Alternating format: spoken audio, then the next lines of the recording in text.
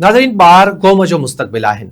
इहो जुमिलो असां सालनि खां ॿुधंदा पिया अचूं, पर सवाल इहो आहे त जेकॾहिं मुस्तक़बिल ई सिरनि जे बठनि ते सिर खणे, होटलनि में थांव धोए, गैराजनि में औज़ार खणी ऐं कारखाननि में ख़तरनाक माहौल में पोरियो कंदो हुजे त पोइ कहिड़ी तरक़ीअ जा ख़्वाब ॾिसी सघजनि था।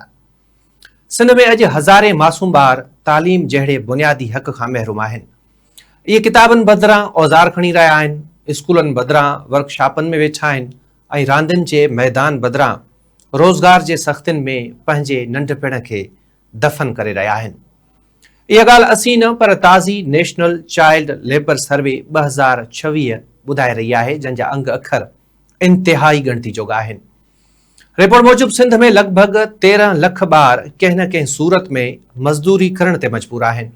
इन्हनि मां अध खां वधीक ॿार अहिड़नि ख़तरनाक कमनि में लॻल आहिनि जिते वॾनि माण्हुनि लाइ बि कमु करणु ॾुखियो हूंदो आहे। सिरनि जा भठा, कीमियाई कारखाना, होटलूं, वर्कशॉपूं ऐं ॿिया अहिड़ा हंध जिते सख़्त गर्मी, ॻरो वज़न, ख़तरनाक औज़ार ऐं केतिरनि ई हंधनि ते बदसलूकी बि इन्हनि जी रोज़ानी ज़िंदगी जो हिसो बणिजी चुकी आहे। आख़िर इहे ॿार हिते छो पहुता? हिन जा ॿ वॾा सबब साम्हूं अचनि था। हिकु वधंदड़ गुरबत ऐं ॿियो तालीम जे शोबे में मौजूदु मसइला। रिपोर्ट मूजिबि पोरियो कंदड़ ॿारनि मां वॾो अंग अहिड़ो आहे जन कॾहिं स्कूल जो मुंहुं ई नाहे ॾिठो।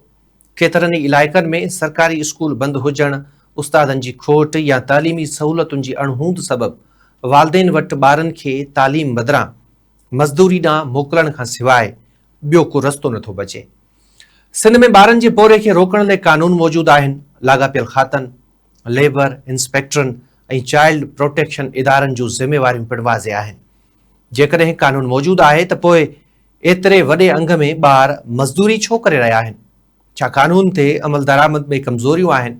छा निगरानी जो निज़ाम मुयसरु न आहे, या मसइलो उन खां बि घणो वॾो आहे? इहा बि हक़ीक़त आहे त ॿारनि जो पोरियो रुॻो चांहि जे होटलनि ताईं महदूद न आहे रहियो।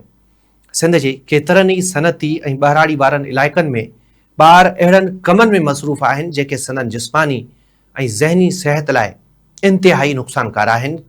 केतिरा ई ॿार रोज़ानो 12 खां 14 कलाक कमु कनि था, जंहिं सबबि न रुॻो संदनि तालीम मुतासिर थिए थी, पर संदनि मुस्तक़बिल बि ख़तरे में पइजी वियो आहे।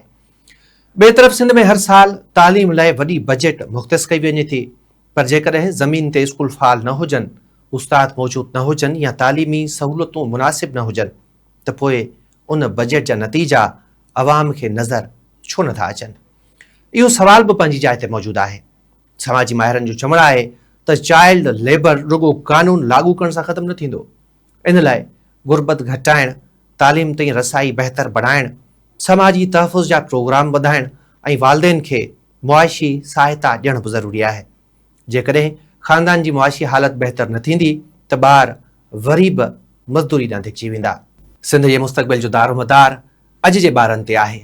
जेकॾहिं इहे ॿार किताबनि बदिरां सिरूं खणंदा, कलम बदिरां औज़ार पकड़ींदा, त सभ खां वॾो नुक़सानु रुॻो इन्हनि ख़ानदाननि जो न, पर सॼे समाज जो थींदो। हाणे ज़रूरत रुॻो बयाननि, सेमिनारनि ऐं फ़ोटू सेशन जी न आहे, पर अमली क़दम जी आहे। लाॻापियल इदारनि खे पंहिंजी ज़िम्मेवारी बाबति वाज़िह जवाबु ॾियणु घुरिजे। ख़तरनाक हंधनि ते ॿारनि खां पोरियो वठंदड़नि ख़िलाफ़ कानून मूजिबि कार्रवाई थियणु घुरिजे ऐं हर उन ॿार खे स्कूल ताईं वापसि आणण लाइ असराइता क़दम खणणु घुरिजनि जेको अॼु मज़दूरी करण ते मजबूर आहे, छाकाणि त हर ॿार जो सभ खां वॾो हक़ मज़दूरी न, पर तालीम आहे।